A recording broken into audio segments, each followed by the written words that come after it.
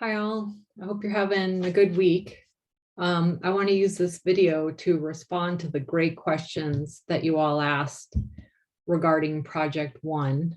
Rather than type my answers, I want to just respond. So as Adeline asks here, how will the editing plan look? How will it be organized? And basically, and one of you asks later on, what's the difference between the editing plan and the cover letter? So the editing plan, that's a document that you create that's for you, the editor, so that you can keep track of once you've looked at the document, what you think you need to do as you move forward, and you sort of use it as your checklist. And B, imagine somebody had to take over the job that you were doing in the middle of the job, and they can use your editing checklist to also understand what you've already done, where you were headed, and make sure that the edits they make are cohesive, consistent in relation to the edits you have already started making. So because that document is for you, it should be useful to you, and you should design it the way that makes sense to you. Let's see. So Kenzie asks, I understand that we're reviewing the editing plan with the client in a presentation video format. But as for the rest, the editing plan, the cover letter, other evaluations, do we put that all in one master document to submit, or separate documents? I would prefer it all be in one document, one Word document. I believe I mentioned that in the guidelines.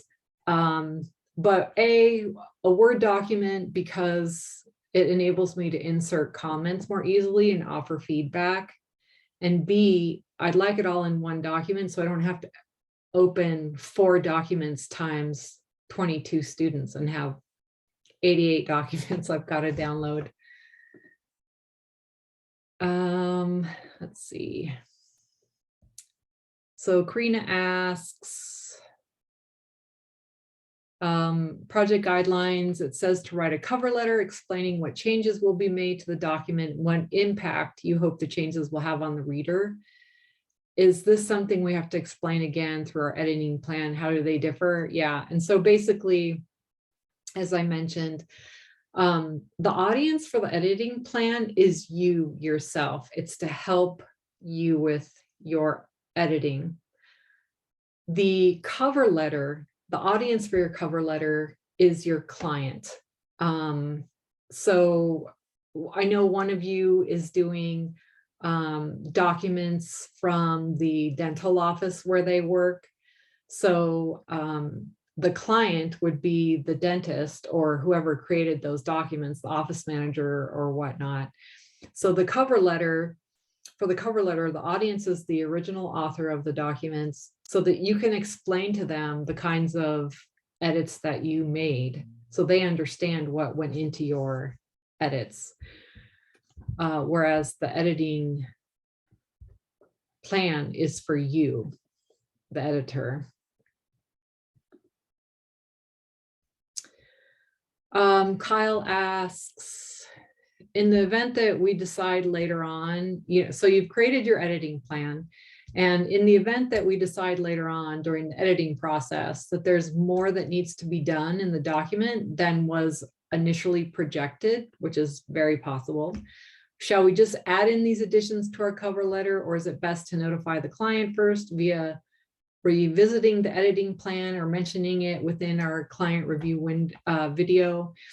So again, the editing plan is for you. The video is a chance for you to ask the client questions that you may not be able to answer on your own, because you might need some background information about the document or about the organization that you're doing this editing for. So if you've already gone over your potential plan with the client and then things come up, then yes, I would if it's something that's really monumental, that you think could change the whole direction of your approach, then I would suggest talking to the client about it before you head off in that direction. But otherwise, yeah, I would just simply mention it in your cover letter. In regards to the cover letter itself, is there a recommended length or word count that we should aim for? Style, format. Okay, so in the rubric, I don't think I mentioned it in the guidelines, but lower down in the rubric, it says your cover letter should be about 2 pages. You don't really want it to be longer than 2 pages, only because your client doesn't have time to read more than 2 pages, and they're paying you for your expertise. So the cover letter really is just sort of a, what's the word I want? It's a nice thing. It's a nice thing that you're doing for them, so they have an idea at a glance, the kinds of edits that you've made. But usually a cover letter you want to limit to 1 or 2 pages, because people just don't have time to read more than that. And also, I mentioned in the guidelines that it should be in the form of a memo or a letter. Oops. And if you look at the guidelines, you'll see that the cover letter is hyperlinked, and memo to the client is hyperlinked. And those are hyperlinked so that you can see what it looks like to either write a letter or a memo. So you can choose either format, and I've linked to the Purdue OWL so that you'll understand how to format those documents depending on which one you choose.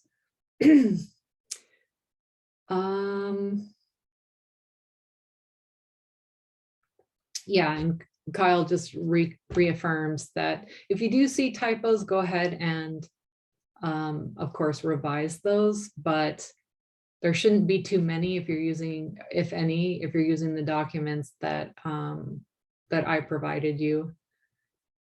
But, and of course, that's just not the focus, but you should go ahead and revise any typos. Jaren asks, to clarify, the main point of this project opposed to the other project is that one will have to do with organization and design opposed to copy editing. That's correct. So you can think about it as the focus of project 1 is at the paragraph level and larger, whereas project 2 is usually at the sentence level and smaller.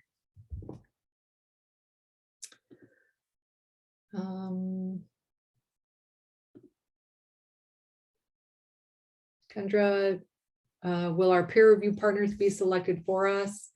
Usually what I do is you'll be responding to 2 people who responded either before or after you, because in that way I can make sure that you get feedback from someone who's completed the assignment, and you have somebody else's project to respond to who has completed the assignment.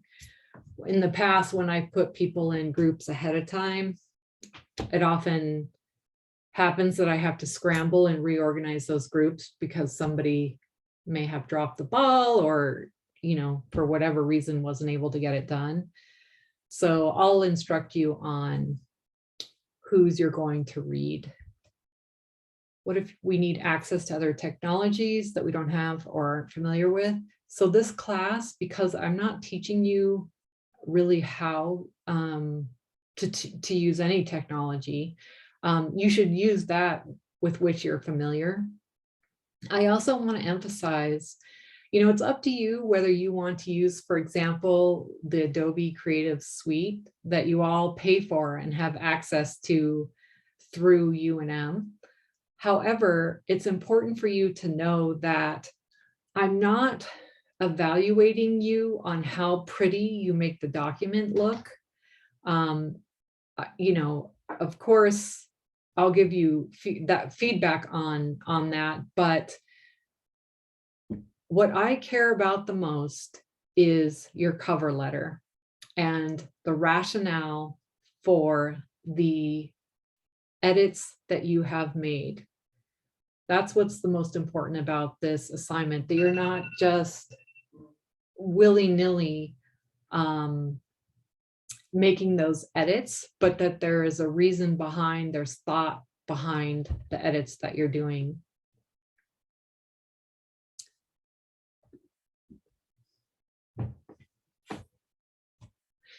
This is also, I mean, all of your questions are great questions. And Spencer asks, when you're editing a document, notice something that gives you moral pause, like a discriminatory rule. How do you respond to that? Would you query the author to point out the problem?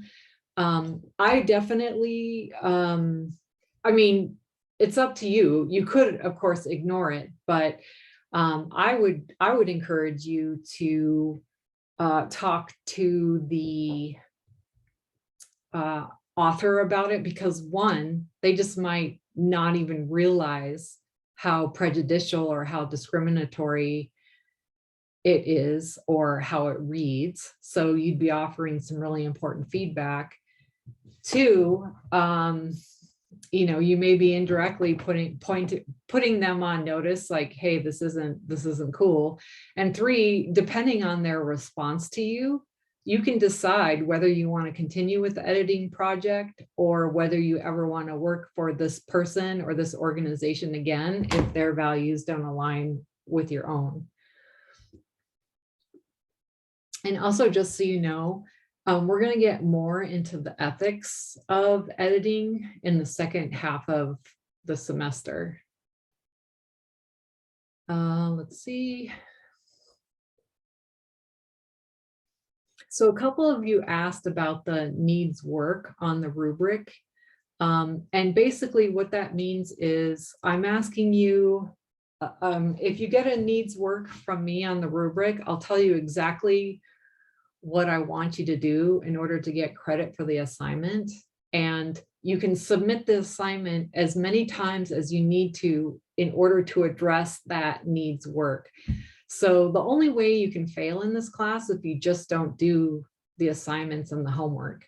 But my goal isn't to fail you. My goal is for you to learn from the class and to be successful. So I want you to be successful. So I'll give you as many tries as you need in order to get it right. Will needs work be marked on things that we've missed or maybe not have been as thorough on? Exactly. Or will it be more on the cover letter where you're explaining what we did and why? It could be both. And again, because the editing, there's no one right answer. The needs work might be, hey, notice your headings aren't consistent. So I'd like you to take another look at that. You know, it'd be something like that. So it's what I mean by correct is what font or bold choice or underlining or something you choose is individual. But what should be common among all of you is that your headings and your subheadings follow a particular format that's consistent, right? In your questions to the client, should you be as thorough as possible? Meaning, should you ask a question you don't know the answer to, even if the answer might be simple, or should we assume the simple answer? If it's something small, you could go with your gut, but if you're really worried about it, I'd go ahead and ask. You just don't want to show up to your client with, 45 questions, and then they wonder why did I hire this person who's supposed to be an expert editor, right? But if it's something significant that you think could really change your response to the document, yeah, sure, go ahead and ask.